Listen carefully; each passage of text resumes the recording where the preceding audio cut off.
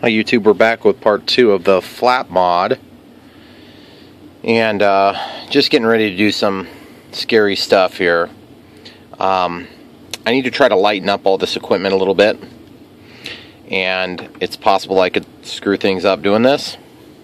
But one of the things I need to do is right now I need to put heat shrink over these ends so that I can make this wire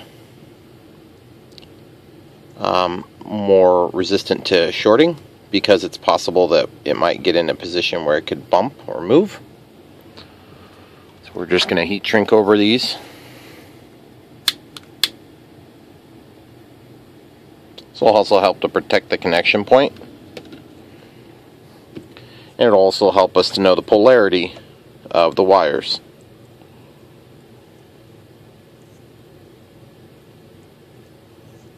Okay, just pushing that. Actually, this other side is sharper cut, so we'll do it that way.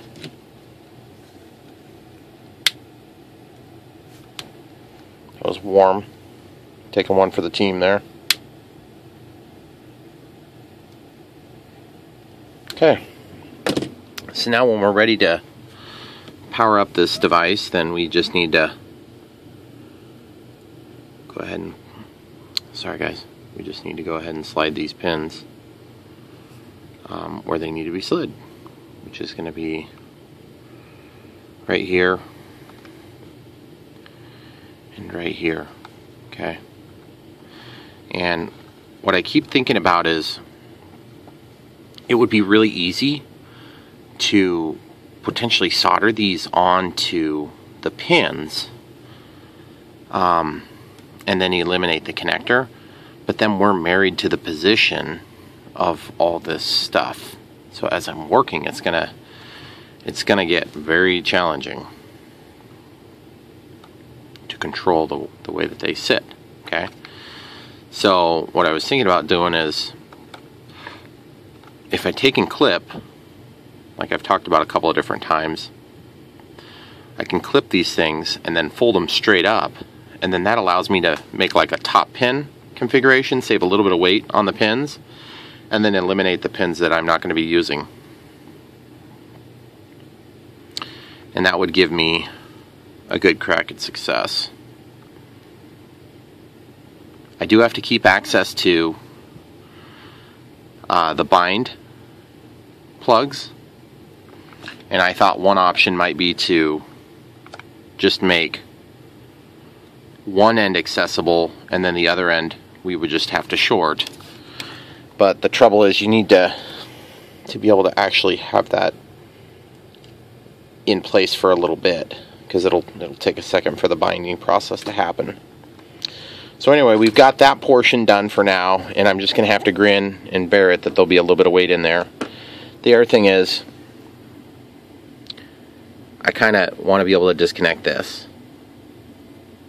So if I wanted to, I could determine if the heat shrink is heavier or lighter than the actual connector. And so part of the video today for this flat mod video series is going to be just dealing with different weight issues. Let's just pull out one little chunk. Let's see if we can even weigh this. It's probably too light. Yeah, it's smaller than our graduation, which is 5/100ths, or excuse me, yeah, 5/100ths of a gram. Now, what I can use, I think I've got a plastic plug. There's another wire end we could use. What I was going to do is I was going to lay this on the scale. This bind plug will give us a good idea of how much this is going to weigh. So that'd be 0.4 minus the wire. It's a pretty small amount of weight. But if I were to go ahead and just do 3 very small pieces of heat shrink to cover up the connectors, I can just about guarantee we're going to save weight on that. Now that means we have to be a little bit more careful because we have to hook them up in the correct order. But we hypothetically won't be doing this too often. Hopefully once we're done installing everything, we'll be done screwing with it. Okay, so let's weigh. Let's see if we got one other. It'd be orange or yeah, orange, yellow would be fine. I don't know if that's big enough.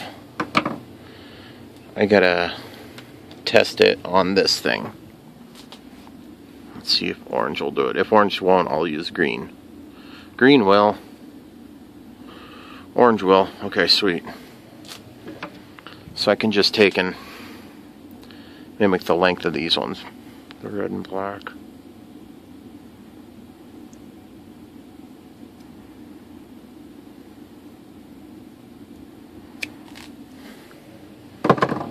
Okay, so those are our choices between the weights here. Let's see how much this weighs.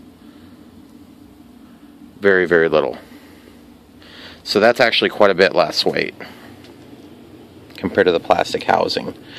So we can definitely get rid of that. Now, I could get rid of the whole end too. So that'll be my first goal.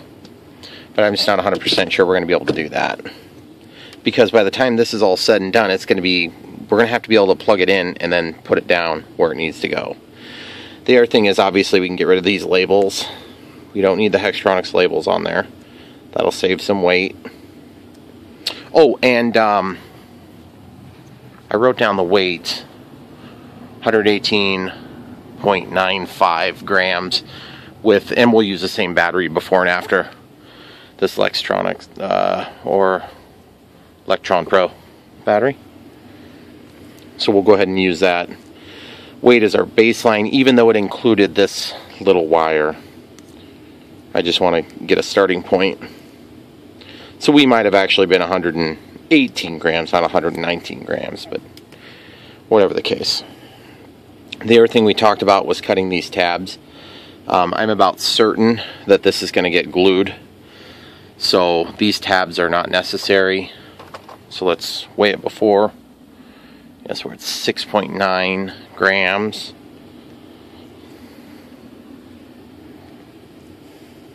Man, that stuff's hard to cut off.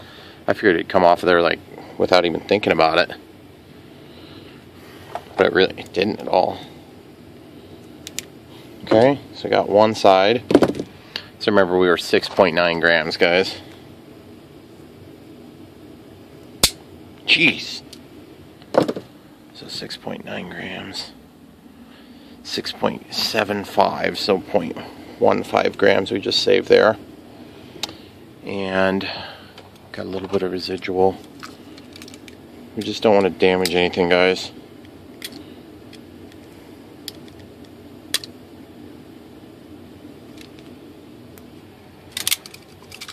I got a better idea for this. I'll just take an abrasive pad and take it off like that.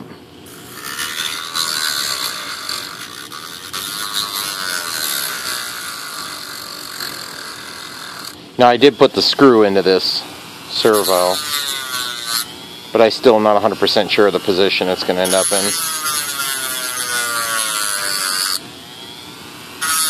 Okay. We could try to thin the case up, but I don't think I want to do that because it's already hard enough to guarantee these things are going to work. You know what? That's actually not a bad idea, because if I mean, this is going to end up mounting on the wing. Probably 4 to those wires, and then sweeping. Yeah, I don't know if it'll go forward or back, but either way, one side or the other is going to go up and down, and I always score these things up.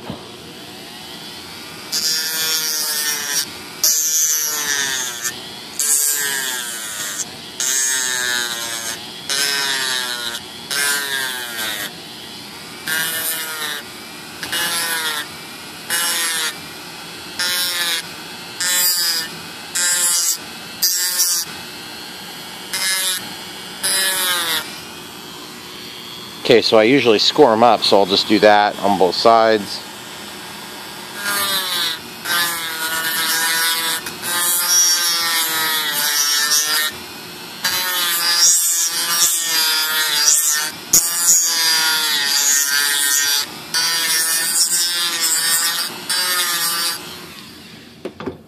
mean, it's probably not hardly anything, but the more the merrier. The more I can get off of there now, the better the performance of the plane overall is going to be, given we still have all the features we want. Just a little sanding block there, guys. So 6.75, so that didn't really make an appreciable difference. Not a big deal. Okay, finding the center of this. Okay, that's one extreme, that's the other extreme, that's one extreme, that's the other extreme. So I've kind of got it sort of in the middle there.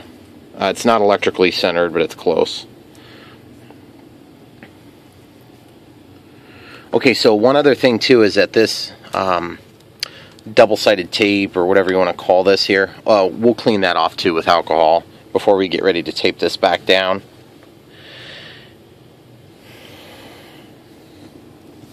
Okay, we can get rid of this little piece of tape. That's no longer necessary. Okay, so the scary part is upon us, and I'm not real excited about doing this, but I think it's just going to have to happen.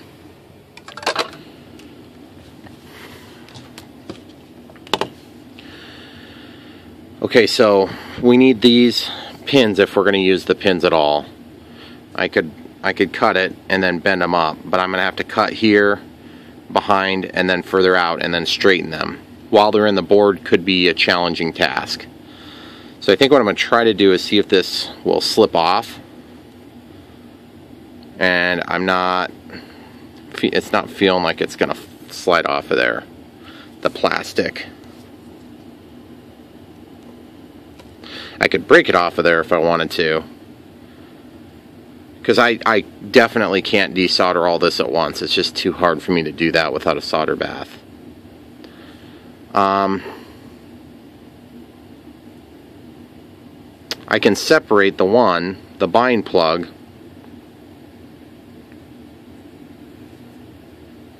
I'd hope to keep these pins.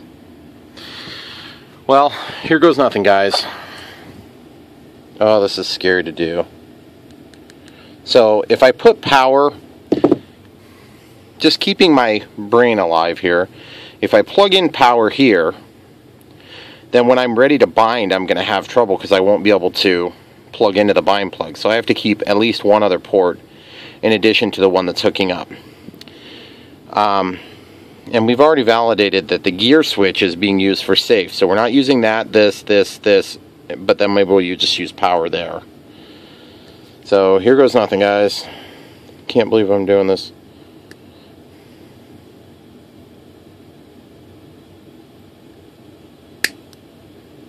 Cut.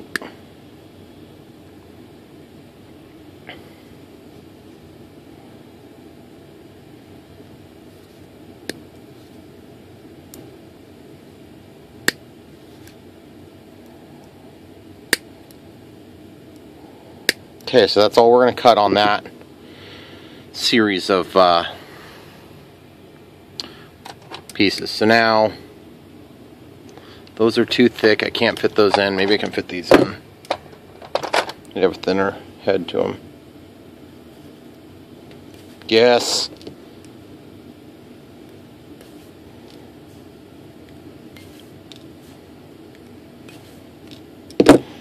And like I said, you can order these without the pins. Okay. So now I'm actually purposely leaving a little bit on there, and I'll show you why right now.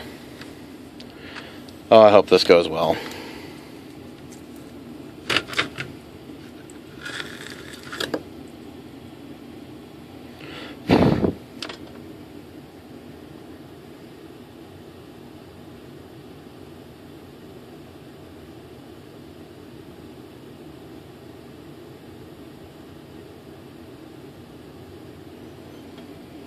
A little bit of solder so you can make some contact.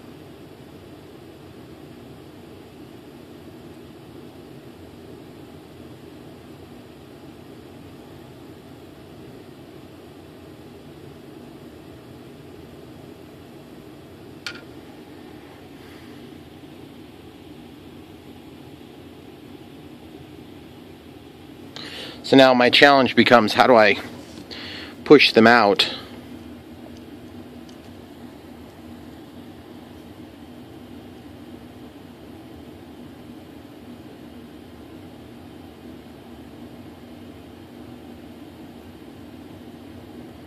I think I'm going to have to clamp onto it with forceps. Or something heavier than the pin that's remaining.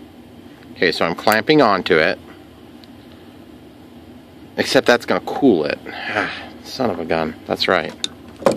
Okay, so I'm going to try to stack those up so I can get heat applied. And then let this desolder out.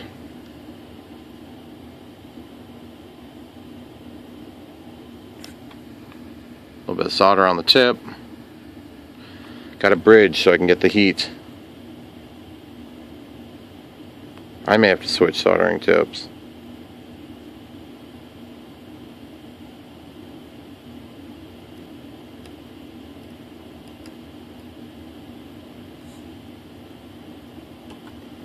Okay, so I got one out, now 473 to go.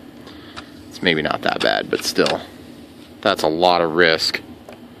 And I still don't even know if I've damaged it. I'm kind of assuming I haven't, but I could be wrong too. Not to mention it's going to take 67 years to do this. Cleaning the tip. Getting some solder going.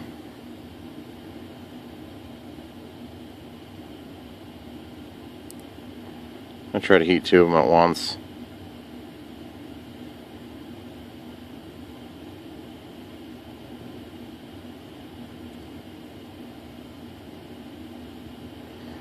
I'm gonna just do one at a time.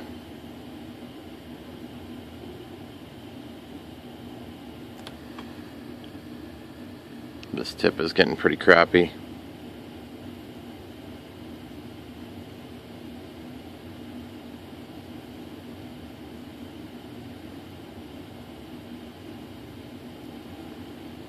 Okay, so now they're pushed down. Now I'm going to try something different on this one. I'm going to not push the pin down, and I'm going to hang on to it this way with the forceps on the gear channel one. I don't want to do that. I might fall into my... Okay, now I'm going to stack it back up here so that it's resting. Now I'm going to get this soldering iron in there on the edge. Heat it up. Forceps are going to hold on to it for me, hypothetically. Come on. The forceps aren't holding on to it for me. They just slid around. Desoldering is a pain in the butt, guys. I really actually have to desolder anything. Today's the day, I guess, right?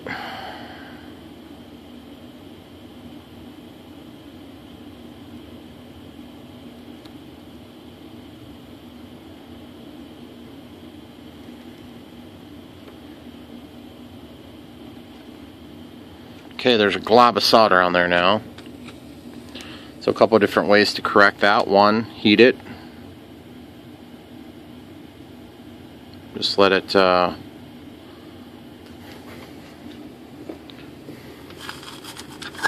probably gonna have to take some wick. I'd also try to use that solder sucker. I just gotta be really careful that I only get this spot hot. Yep, I got it out. Okay. So this is the crazy things that we do for our hobby, I guess. So I got those two pins there. Obviously, I'll keep all these pins for when I need them on another project.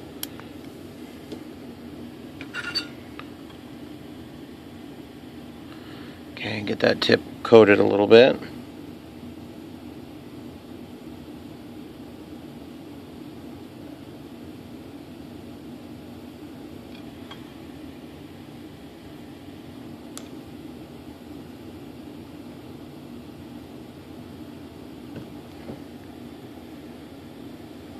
Okay, so that desoldered fine.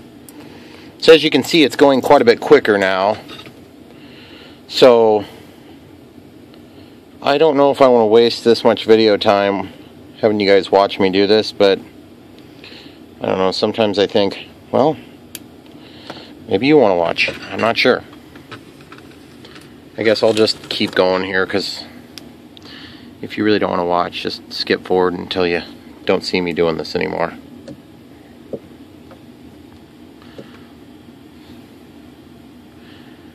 Okay, so the forceps are holding. I got my wrist rested on it, and then I'm pulling up and away. So as I get it hot, then I pull, and then the pin stays down. Okay? So that's the way that works. That one smelled a little gross, so I must have got the tip onto some of the varnish on the board or something. But you can see it's not overly ridiculously bad looking. Well, we're a lot lighter already, 3.4 grams. So I got to cut here and here. And I don't know if I want to do it with a heated knife or if I just want to do it with a cold knife. But I'm going to try it with a cold knife first. We'll see how that goes. That's pretty hard to cut. So, in that case, I'm going to use a heated knife. And a heated knife meaning I'm going to take a torch. I'm going to heat it up. Just like this, until it's glowing. Okay, it's glowing now.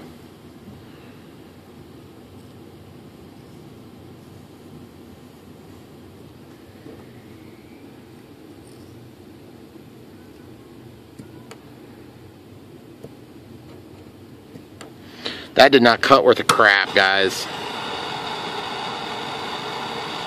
Stuff is clearly a heat-resistant material.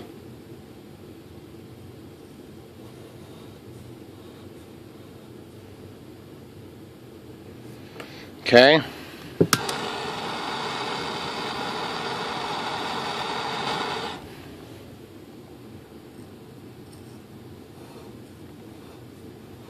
I don't want my finger to be the next thing to test the heat of this blade, because it's going to be hot. And we got the cut most of the way down. I'll probably do this front side again.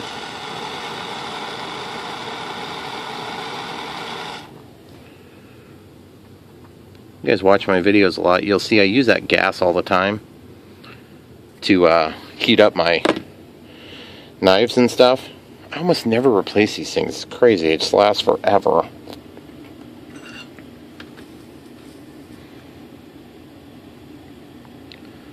Okay, so we're going to try this a little bit different on this next set. You know how I clipped them last time? Now I'm close enough to where I've got two at a time. I can put a blob of solder and try to peel out this whole chunk, because I'm going between these 1, 2, 3, 4, 5, 6, 7, 8 pins. Okay? So at this point, because it's de-energized, I should be able to short all these pins out, which is a little bit of a no-brainer, but in case you guys aren't sure what I'm talking about. Okay, so just double check them which ones I want solder on.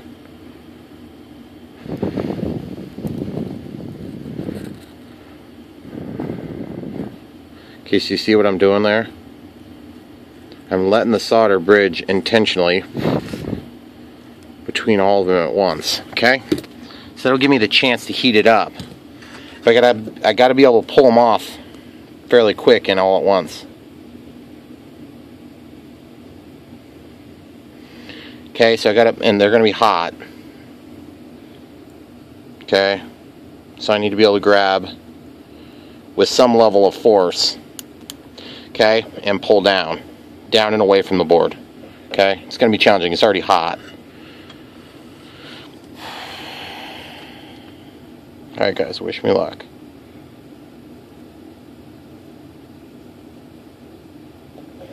Too hot for me to hold.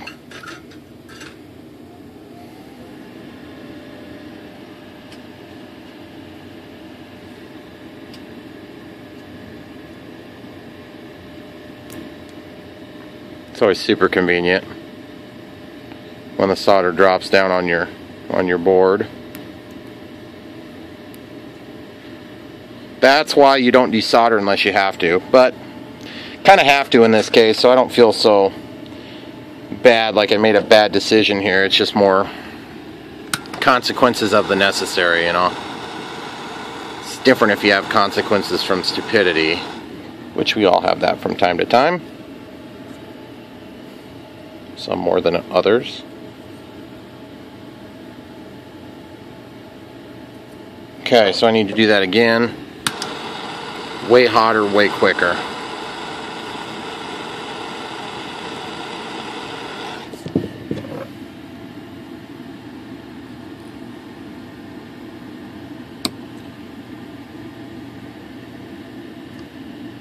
This is going to save a lot on weight here, guys. I'm surprised how much of a difference it's made already. But you're probably surprised at how much time I've wasted on this video worrying about a couple of grams of weight. Well, welcome to UMX land. I've killed UMX planes because I made them too heavy.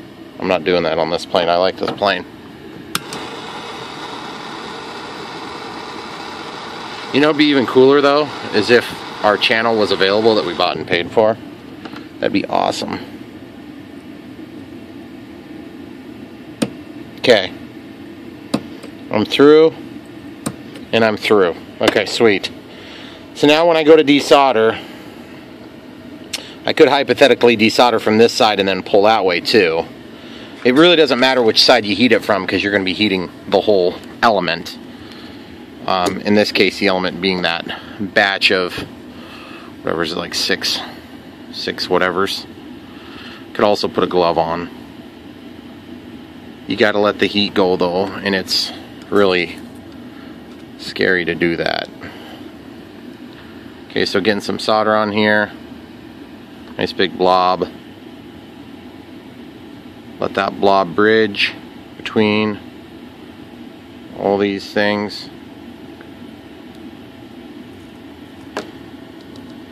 It's way hot. I'm gonna have to put a glove on. I see some of you guys online on YouTube, you'll do soldering and you just like holding it barehanded. I don't know how the heck you guys do that. I don't know, maybe I use a hotter iron, I'm not sure. Or maybe you don't have a good sense of touch. I don't know what the deal is, but I can't do that.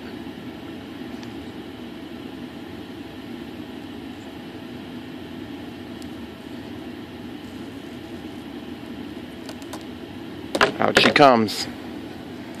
Okay, that sucked. That was not fun. But look at that, I got some headers here. That's kind of cool. Let that cool down for a few minutes. We'll stick that in a bag neatly so we can use those later.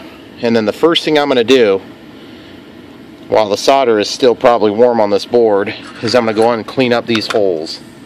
And the way I'm going to do that is clean the tip first. Get this soldering iron tip clean, real clean, and then just go and clean up the holes. Just one quick touch usually does it. Make sure there's no bridging whatsoever.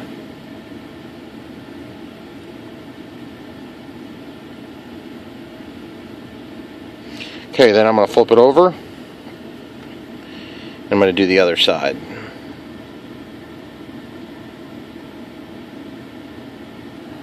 And another trick that works really nice to clean these holes, of course, would be to use wick.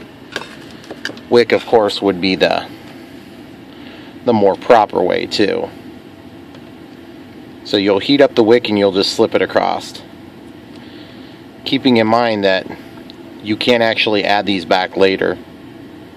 It's really not that big a deal. It's pretty easy actually. It's a lot easier to add 1 than it is to add 8. Not because of the amount of work, but just because of the nature of the space. Okay, so now we need some alcohol, or acetone, in this case alcohol. We're about ready to run out of memory, guys. So I want to warn you, if we run out of memory, then there'll be another video coming. Don't worry, I'm not done with this. Okay, this I'm cleaning. And I'm going to clean it, and then hopefully quick before we get ready for the memory to run out, we can verify everything's working on the video. Okay, now we need to dry this.